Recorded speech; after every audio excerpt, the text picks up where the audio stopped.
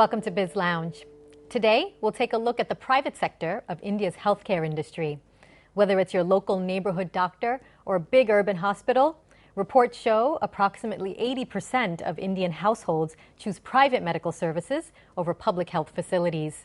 To talk more about trends and the future of the private healthcare market in India, Dr. Ajay Bakshi, CEO of Max Healthcare, joins us today. Dr. Bakshi, thanks for coming. Delighted to be here. Before we get started, here's a quick look at the beginnings of Max Healthcare in India.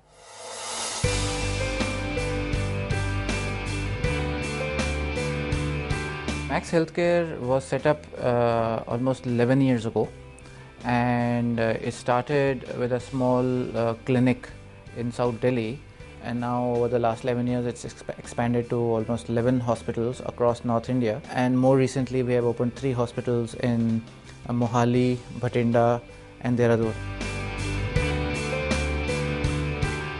Last year around this time we had only 900 beds that were operational.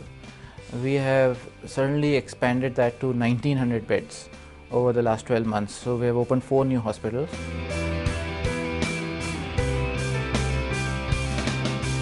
We have gone from approximately 5,000 employees last year into 8,000 employees this year. We have almost 1,500 doctors, around 2,500 nurses.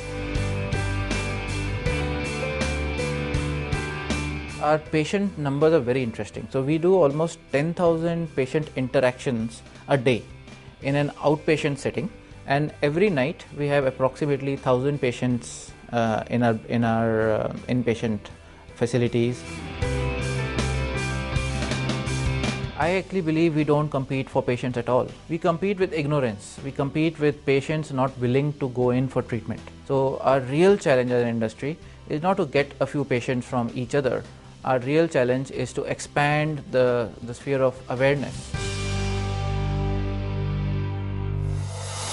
Tell us about some trends you're seeing in the healthcare industry in India, both from a business perspective and a patient perspective. Sure. So from a patient perspective, a couple of things are very important and interesting. One is India is moving towards a chronic disease segment, which was not the case 50 years ago. So if you think about asthma, blood pressure, diabetes, cancer, these diseases are becoming more and more common and are in fact a huge cause of concern both for hospitals as well as for the government. The business implication of this, and this is not only true for India but around the world, is that the hospital model of taking care of these diseases doesn't work. Hospital is a 500-year-old business model, which requires a patient to fall really sick and then the patient comes to the hospital. Whereas if you have high blood pressure, you shouldn't need to go to a hospital ever, but you need daily interventions, maybe 4 or 5 a day.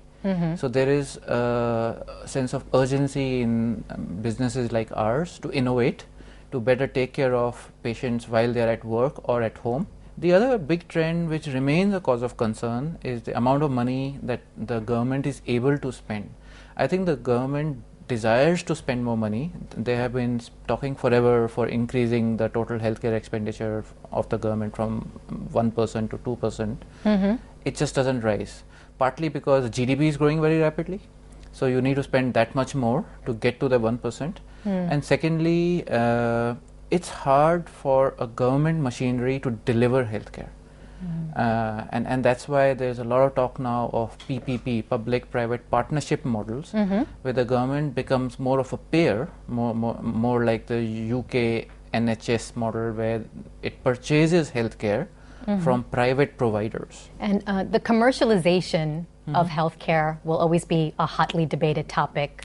But how do you respond to those who say the pursuit of profit has increased the cost of private healthcare in India? So I actually disagree with that statement, because there is a sense in people that somehow profit is dirty.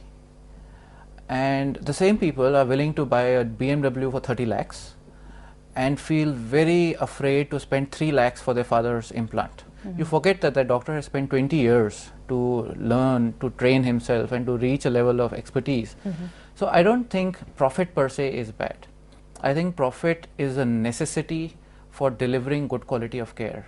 A simple linear accelerator costs 20 crores of rupees. Where is that going to come from if there is no profit in a hospital?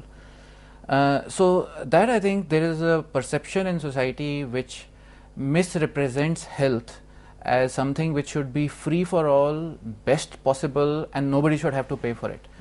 It's not possible. Society has to pay for its own healthcare needs, whether that's through a taxpayer route and a national health system like some countries in Scandinavia have achieved that, and I think that's in a way an ideal model, but it's incredibly hard to deliver that in a large country like ours. Even USA struggles with a national model.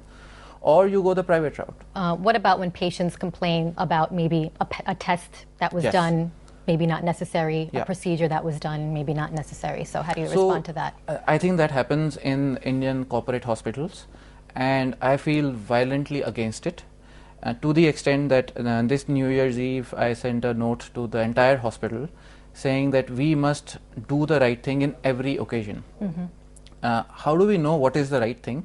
Is we have created two tests for that. The first one is, we call it the family test. If you think that this would have been okay for your family member, and your heart says that you're comfortable doing it, whether it's an extra test or whether it's an extra surgery or a longer stay in the ICU, then it's okay. But if you feel uncomfortable that no, this is sort of avoidable, then it's not okay. And the government's 12th five-year plan will restructure public health, which will give universal health care to all Indian citizens. So how does the private sector fit into this? I have been watching the government plans for almost 2 decades now. When we were in medical school, we used to be taught health for all by 2000. That was the mantra, health for all by 2000. WHO has said. 2000 came and went, nothing really changed. So I am doubtful of how these statements convert into reality. It's easy to write a plan, it's really hard to convert it into reality. We have worked very closely with the federal government as well as the state governments, and the fundamental dynamic in India that we have to recognize is that health is a state subject. The federal government can do all it can say all it wants. The real change has to happen at a state level. There are states which are very progressive. Some of them in South India, you take Kerala, it has fantastic outcomes. There are also states in the north like Uttarakhand which have done real work in making change happen, and there are other states which for whom honestly health is not a priority. So what you're hearing me say is this is a step in the right direction. Don't hold your breath, it's not going to happen tomorrow. It's going to take a long time for it to come to effect. Okay, great, Dr. Bakshi. We have to take a quick break here. Sure. Stay tuned. We'll be back with more from Dr. Bakshi.